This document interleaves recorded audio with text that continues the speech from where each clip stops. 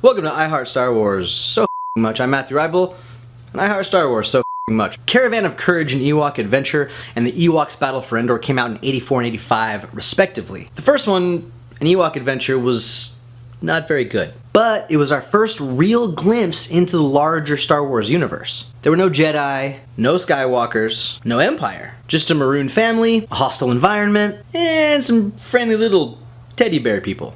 Oh, and a bunch of freaking monsters. Holy cow, who knew Endor was such a scary place? I was pretty young when they came out, and I probably didn't actually see them for the first time till I was about 6 or 7 years old, which, at least for the second one, was probably a little bit too young. Even though I didn't really watch the first one much, I did have a real big takeaway from that movie. And oddly enough, it was a newfound respect for Ewoks. After seeing the sort of environment they existed in and thrived in, it kind of lent credence to their ability to fend off stormtroopers in Return of the Jedi, which originally seemed a little far-fetched. The Ewoks Battle for Endor, however, another story entirely. It has the exact same score on IMDb, 5.5, which, in my opinion, is a little bit criminal. Yeah, I know, I grew up watching this as a kid, and my tastes were a lot easier to satisfy back then. For me, this was, and really still kind of is, one of my favorite pieces of Star Wars fiction. Why, you may ask? Well, I'll tell you.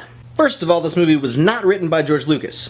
He came up with the story, but somebody else wrote it, and someone else directed it too. That seems to be a pretty good recipe for Star Wars. And I know that was the case for the first Ewok movie as well. The Battle of Endor was just so much more movie. I don't know. And it was dark. Really dark. Probably too dark for someone my age to be watching. The villains were super scary looking, there was a witch, and there was a super cool little furry dude that ran around really fast named Teak. And of course, Wilford motherfucking Brimley. And although he didn't have a Vance Camper or any Quaker Oats, did have a super sweet freighter, or a Star Cruiser as they called it in the movie. At the crux of the story was a power cell from the main character's crashed ship. The indigenous bad guys were really primitive. King Terok wanted the power that technology could bring to him, while Brimley, on the other hand, needed the power cell to get his ship started again so he could get off the forest moon of Endor.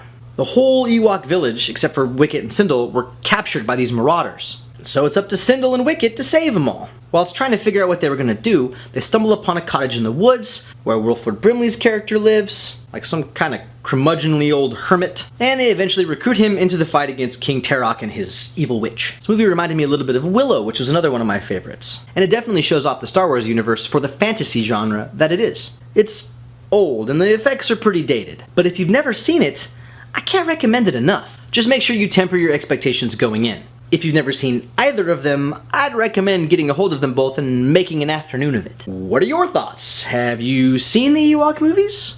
Did you like them? How old were you when you saw them? Go watch them, come back here, tell me your thoughts. I'm Matthew Rybel and iHeartSW so much. Until next time, may the Force be with you.